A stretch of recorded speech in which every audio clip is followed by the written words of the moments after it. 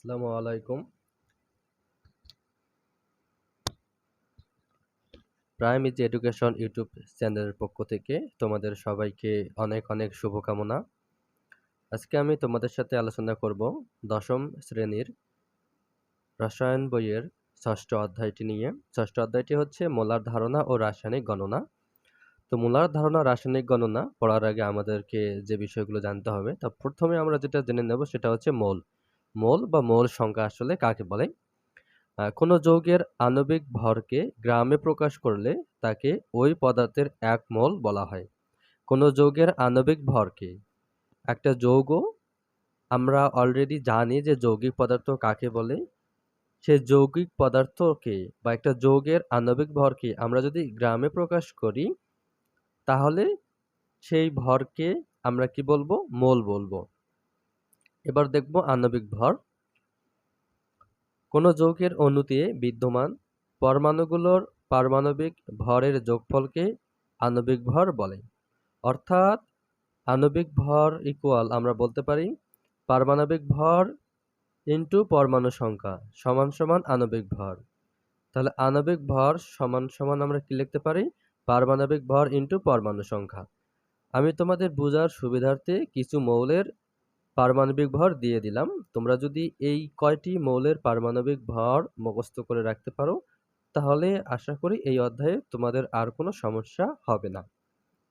অক্সিজেনের পারমাণবিক ভর 16, সালফারের 32, carbon 12, chlorine 35.5, hydrogen 1, sodium 23, calcium হচ্ছে 40, ক্যালসিয়াম হচ্ছে 40 এবং এটা হচ্ছে কপার হচ্ছে 63.5। তো এইগুলো যদি তোমরা মনে রাখতে পারো, এই চ্যাপ্টারে তোমাদের আর আশা করি কোনো প্রবলেম হবে না।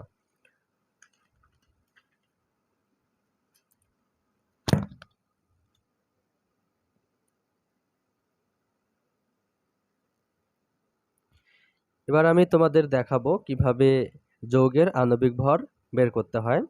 প্রথমে আমি এক্সাম্পল হিসেবে নিয়েছি সালফিউরিক অ্যাসিড। এই যৌগটার নাম হচ্ছে সালফিউরিক অ্যাসিড, H2SO4।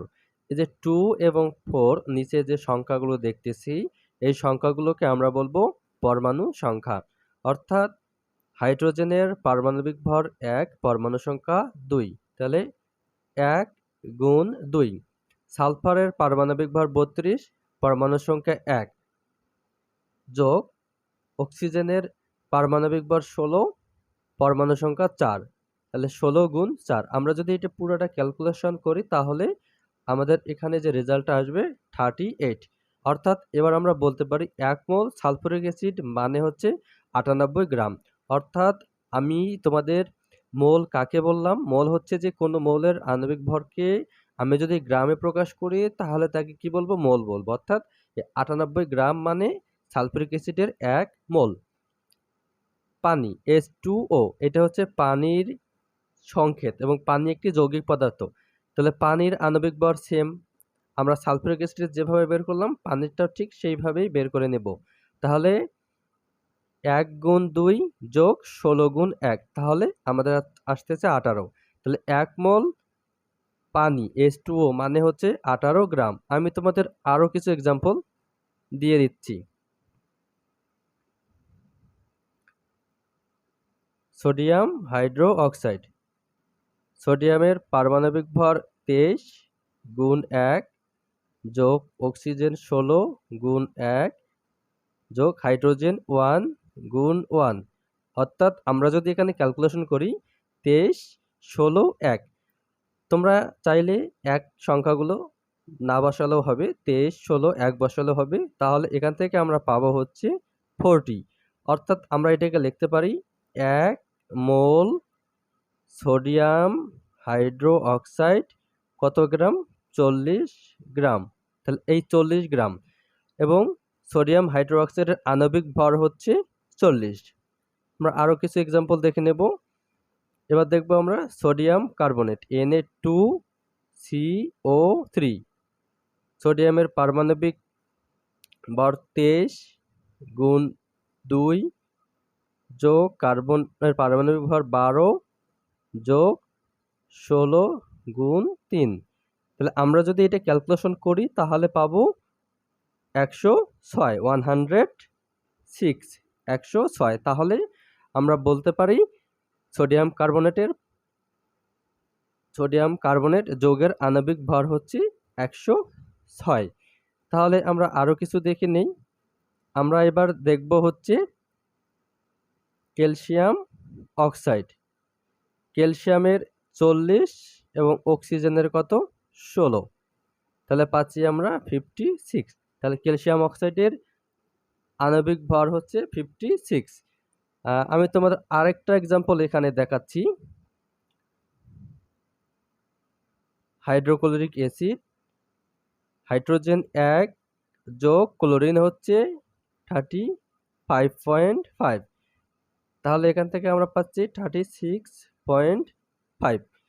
তাহলে এই হচ্ছে এখানে কিছু যৌগের আমি তোমাদের আণবিক ভর কিভাবে বের করতে হয় দিয়ে দিলাম, এবং এখানে আণবিক ভর বের করার সূত্রটা দেওয়া আছে যে আণবিক ভর সমান সমান পারমাণবিক ভর ইন্টু পরমাণু সংখ্যা। তাহলে আমরা কি পাবো, এই যৌগের আণবিক ভর বের করে ফেলতে পারবো। এরপরে আমরা যে টপিকসটা দেখব সেটা হচ্ছে মোলার আয়তনটা কি এটা দেখব। মোলার আয়তন হচ্ছে 1 মোল কোনো গ্যাসীয় পদার্থের আয়তনকে মোলার আয়তন বলে। তাহলে 1 মোল কোনো গ্যাসীয় পদার্থের আয়তনকে মোলার আয়তন বলা হয়। তাহলে প্রমাণ তাপমাত্রা ও চাপে কোনো গ্যাসের মোলার আয়তন হচ্ছে 22.4 লিটার। এটা হচ্ছে এসটিপি অর্থাৎ স্ট্যান্ডার্ড টেম্পারেচার প্রেসার।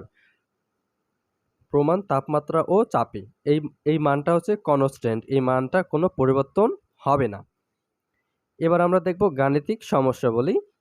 তাহলে এই 6ষ্ঠ অধ্যায়ে কিছু ম্যাথ আছে, সেই ম্যাথগুলো করার জন্য কিছু শর্ট ট্রিক্স আছে, সেই ট্রিক্সগুলোর মাধ্যমে আমরা ম্যাথগুলো করতে পারি, অথবা এই ম্যাথগুলো আমরা ঐকিক নিয়মও করতে পারবো। তোমাদের বইয়ে ঐকিক নিয়ম আকারে দেওয়া আছে।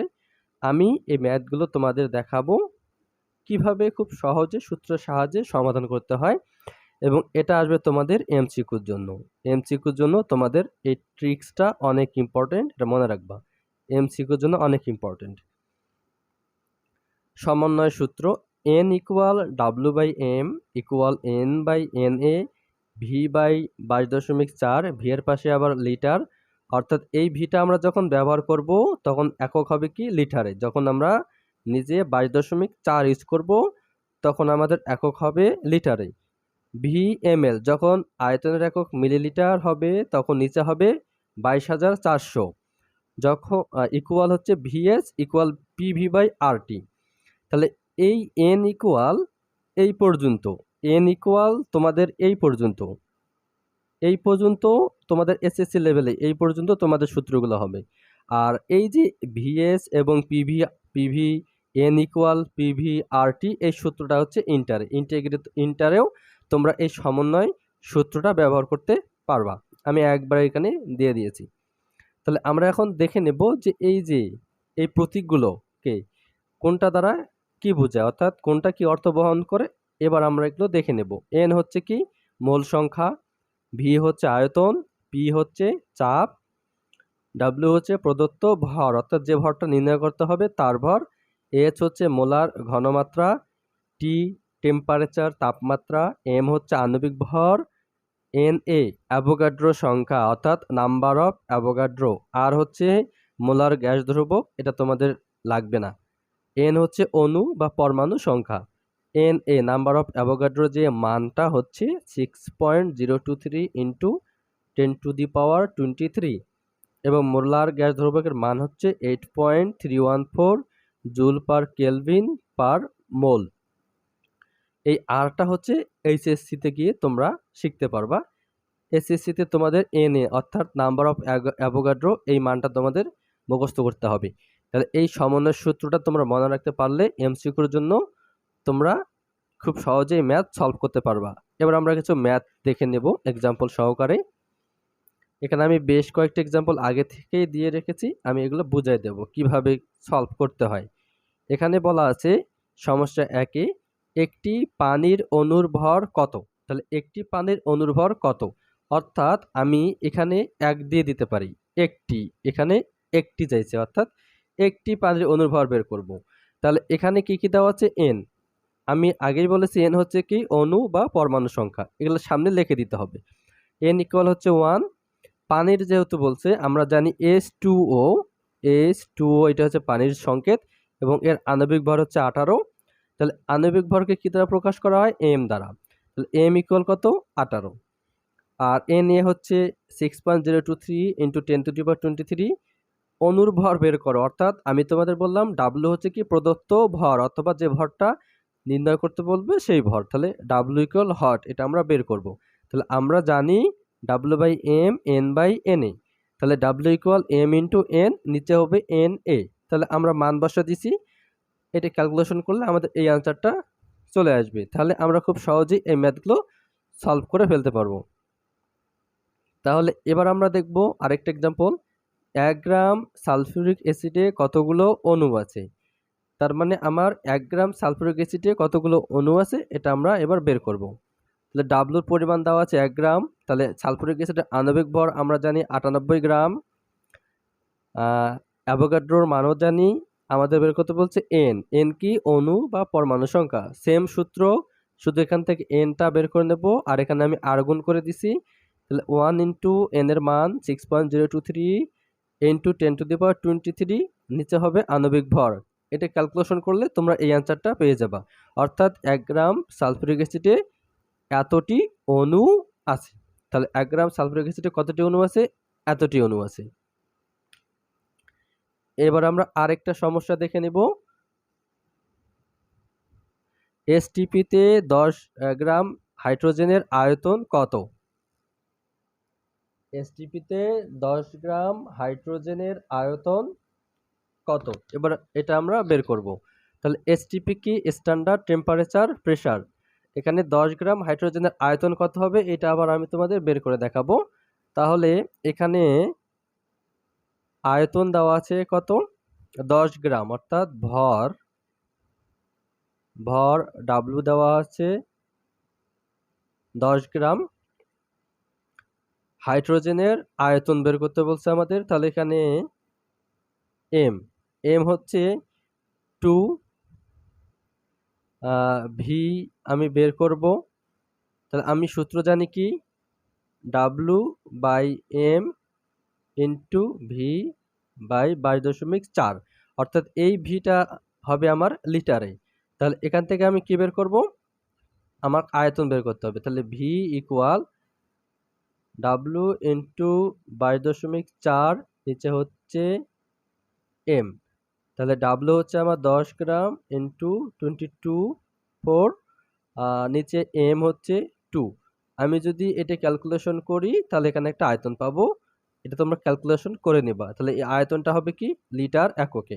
অর্থাৎ আমরা যখন 22.4 ব্যবহার করব তখন আমাদের ভি এর এককটা হবে লিটার এককে। এটা মনে রাখবা, নাহলে কিন্তু ম্যাথে ভুল করতে পারো। আমি তোমাদের এখানে কিছু এক্সট্রা ভাবে নোট দিয়ে দিয়েছি। এসটিপিতে যে কোনো গ্যাসের মোলার আয়তন হচ্ছে 22.4 লিটার।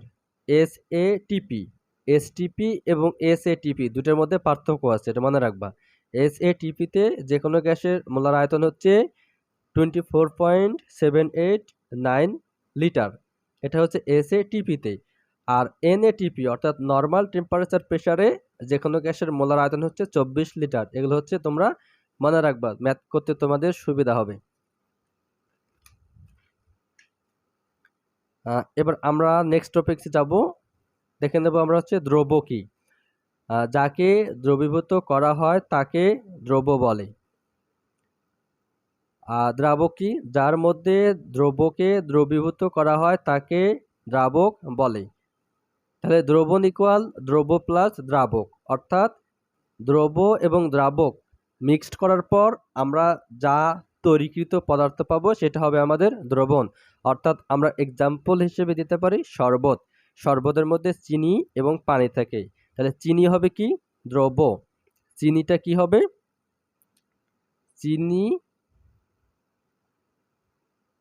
চিনি হচ্ছে দ্রব্য এবং পানি হচ্ছে দ্রাবক। তাহলে চিনি দ্রব্য এবং পানি দ্রাবক এই দুটো মিক্সড করার পর আমরা যে পদার্থ পাবো সেই পদার্থ হবে দ্রবণ অর্থাৎ মিশ্র পদার্থ। তাহলে এবার দেখে নেব কি মোলার দ্রবণ। 1 মোল কোনো দ্রবকে পানিতে দ্রবীভূত করে 1 লিটার দ্রবণ তৈরি করলে তাকে মোলার দ্রবণ বলে। তার মানে 1 মোল কোনো দ্রবকে পানিতে দ্রবীভূত করে 1 লিটার দ্রবণ তৈরি করলে তাকে কি বলা হয়? মোলার দ্রবণ বলে। যথা 1 মোল সোডিয়াম হাইড্রোক্সাইডকে বা 40 গ্রাম সোডিয়াম হাইড্রোক্সাইডকে পানিতে দ্রবীভূত করে 1 লিটার দ্রবণ তৈরি করলে এটি সোডিয়াম হাইড্রোক্সাইডের মোলার দ্রবণ। অর্থাৎ এখানে পানির পরিমাণ থাকবে 1 লিটার বা 100 ml, সরি এখানে 1000 ml হবে। আর 1 মোল সোডিয়াম হাইড্রোক্সাইড বা 40 গ্রাম। 40 গ্রামটা কি আমি তোমাদের একটু আগে দেখা দিছি যে সোডিয়ামের ভর সংখ্যা পারমাণবিক ভর 23 যোগ 16 যোগ 1 তাহলে হচ্ছে 40। 40 হচ্ছে সোডিয়াম হাইড্রোক্সাইডের আণবিক ভর। এই আণবিক ভরকে আমরা যদি গ্রামে প্রকাশ করি তাহলে কি পাবো? মোল পাবো। অর্থাৎ 1 মোল মানে হচ্ছে কত গ্রাম? 24 গ্রাম। এটা মনে রাখবা তোমরা। তাহলে আণবিক ভরকে আমরা যদি গ্রামে প্রকাশ করি তাহলে পাবো মোল, 1 মোল। তাহলে 1 মোল এবং 40 গ্রাম একই কথা, এটা মনে রাখবা। এক্সট্রা ভাবে কিছু নোট। সেমিমোলার মানে হচ্ছে 0.5 মোল, ডেসিমোলার মানে 0.1 মোল, সেন্টিমোলার মানে হচ্ছে 0.01 মোল।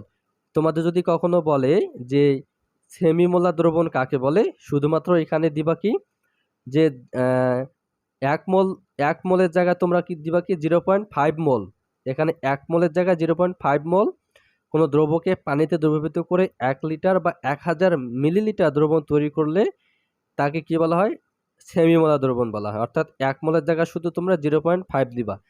তাহলে এইগুলোর সংজ্ঞা আসলে সংজ্ঞাগুলো হয়ে গেল তোমাদের। এবার দেখব কি মোলারিটি। 1 লিটার বা 1000 মিলিলিটার দ্রবণে যত মোল এর দ্রবীভূত থাকে সেই সংখ্যাকেই মোলারিটি বলে। মোলারিটিকে কি দ্বারা প্রকাশ করা হয়? এম দ্বারা প্রকাশ করা হয়। এটা হচ্ছে তোমাদের এই চ্যাপ্টারের আরেকটি সূত্র, মোল সংখ্যা ইকুয়াল N/W/M। এই সূত্রটা আমরা অলরেডি দেখে আসছি।